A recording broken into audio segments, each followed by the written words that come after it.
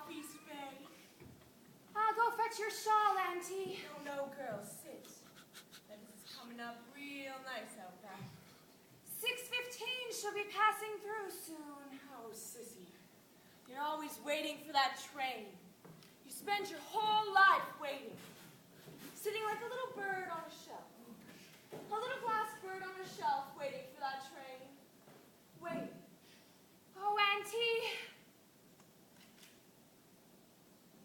Waiting for that train. There it is. Oh, Auntie, it's stopping. Now who'd be foolish enough to get off here?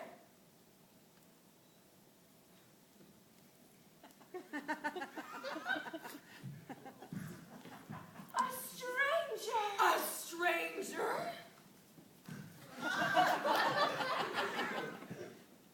Confused by the moody lighting and empty stage? Nervous because you're expecting a comedy? Oh, no, it's experiment. Relax. You know me. I'm the older but still attractive female actor. Wise and gruff and charming. Rough around the edges but soft on the inside. In actuality, I'm a mother image for the playwright, but a more perfect mother. Not like his own, who never understood his artistic sensibilities. And now, I deliver my first monologue. It is a story about 3 heads of lettuce which were separated, and how they ended up. 3 lonely heads of lettuce. One in the kitchen, one in the market, and one in the back of a produce truck. A story that begs the question, will they ever meet again? You wonder if this might be children's theater. It should be. You look at your watch and you shift in your seat, and I'm out of here. I enter with conviction.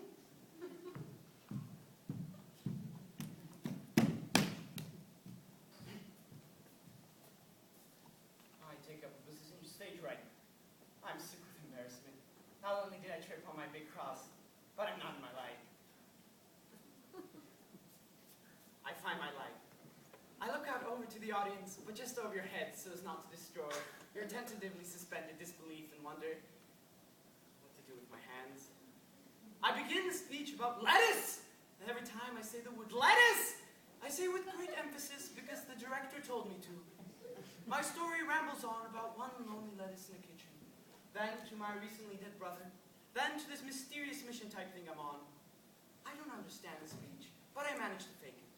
Then I move my arms in a strange way because the director has a dance background. And once again, I mention lettuce. Then, silence. I exit.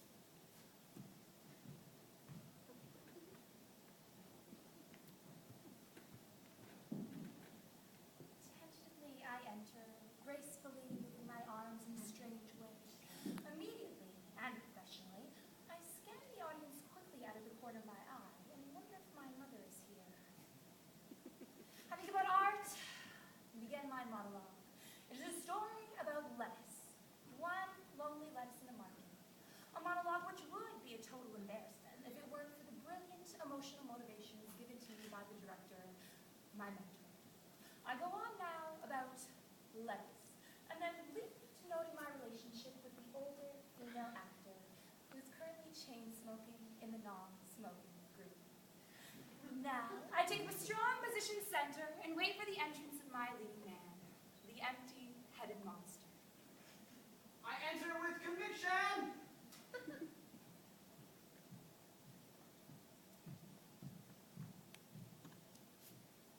I think about Robert De Niro and wait for her to look at me.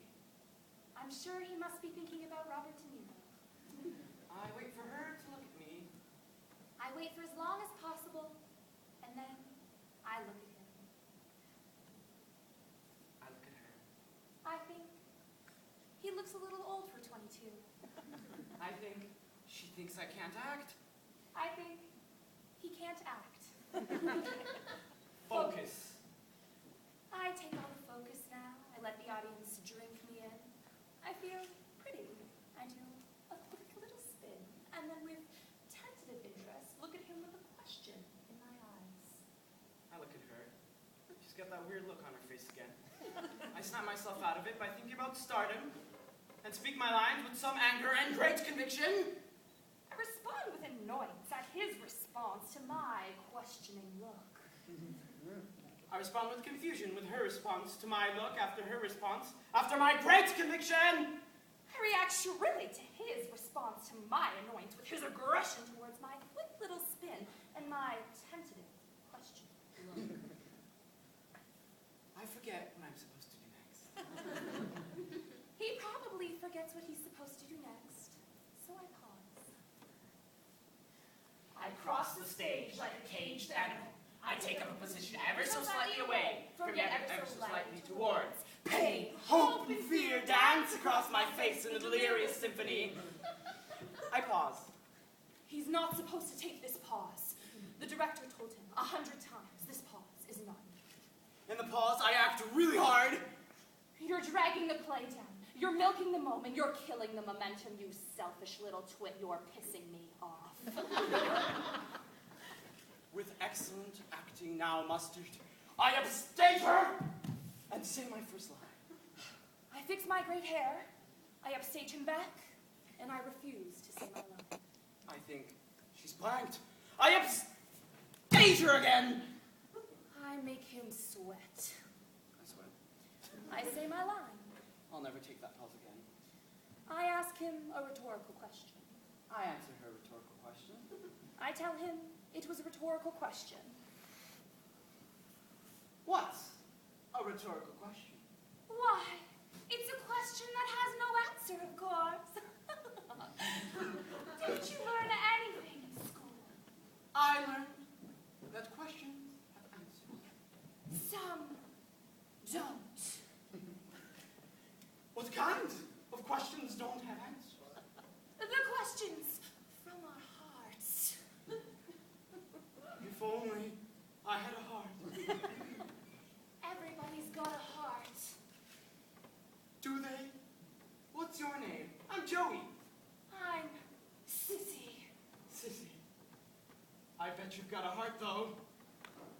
Don't you, Sissy? Don't you touch me! Don't you ever touch me! I'm made of glass and you're a stranger here! Auntie! Auntie! Auntie! For the love of God and all the saints in heaven and earth! What is it, girl? Oh, Auntie! There's a stranger among us! Where? Who is he? Who are you? And what are you doing to my niece? Blackout. Blackout! Again, what is original? If the art is an extension of the artist, and if each person is an original being, then doesn't it just follow then that the most banal, indulgent, derivative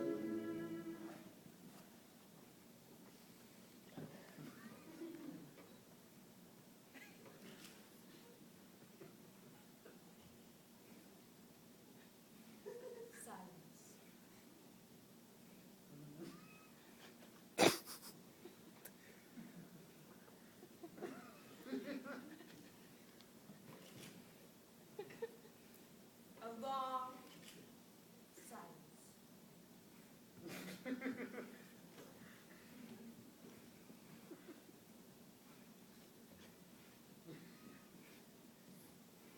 very long silence as I stand here, holding a bowl of soup, for no good reason.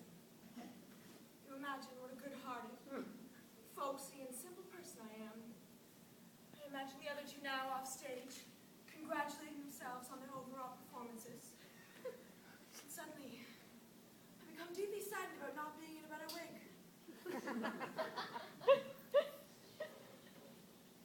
Finally, I speak. A perilous journey over dry and dusty terrain, explaining things that you already know.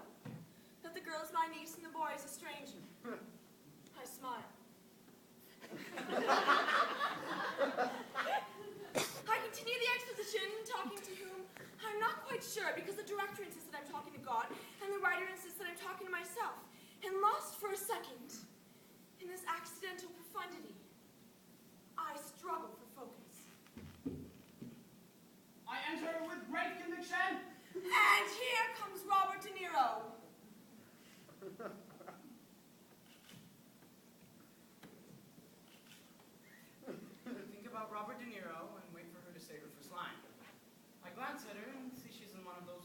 trances again. I try not to panic as I get into her line of vision.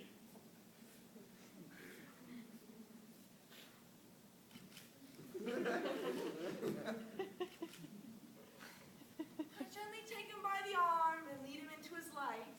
I wonder why she's dragging me around the stage. I feed him his first line. I say my first line. I smile.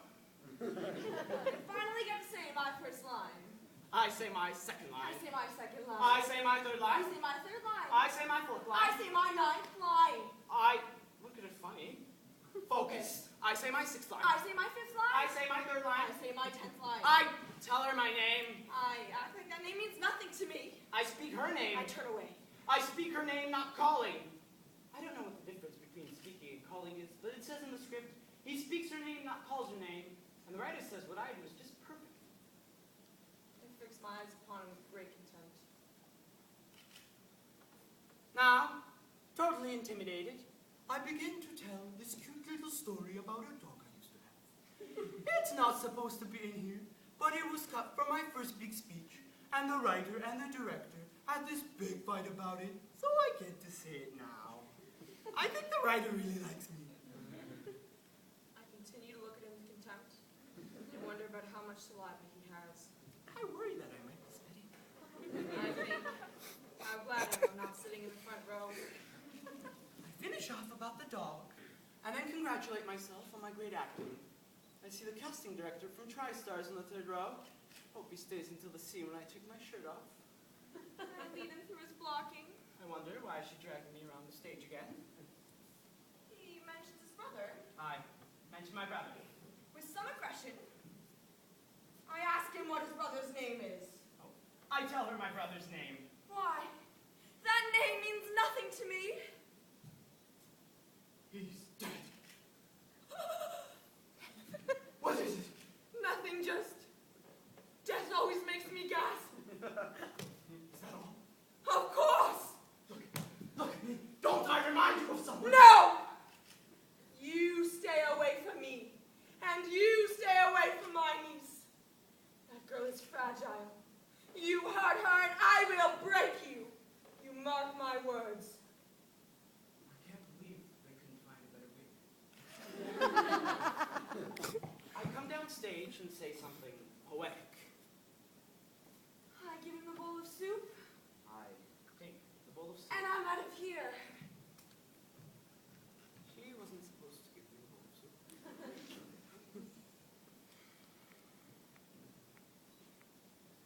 Tentatively, I enter.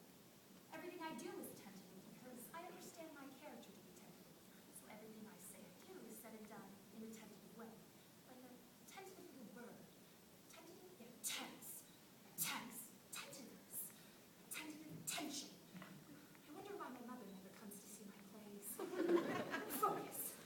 I command his attention and wonder what he is doing with the bowl of soup. I act interested and offer her the bowl of soup. I ignore him and begin my monologue, tentatively at first. I tell a story about my childhood and talk in poetic images about summer and sea air. I tell the story of a boy I remember And how does with this short connect pants and to freckles. original sin? I Is lose my there a place. connection? I How think, about simply in why the does sense of score have original? to come in over It's this? as if the first I feel impulse to art was original art, Maybe and if the every writer spent impulse more after time this over the is script an rather than interpretation, chasing or down a copied interviews, version, if we you wouldn't will, have to hide which words makes by none playing but the something original over them. original. I feel like I'm yelling. Now suddenly, I think about my first acting teacher, about how she told me how I barked and how I hated her. I wonder if it isn't healthy to build an entire career on spite. I lose my place. I don't feel happy. I'm supposed to feel happy in this moment. Think about last night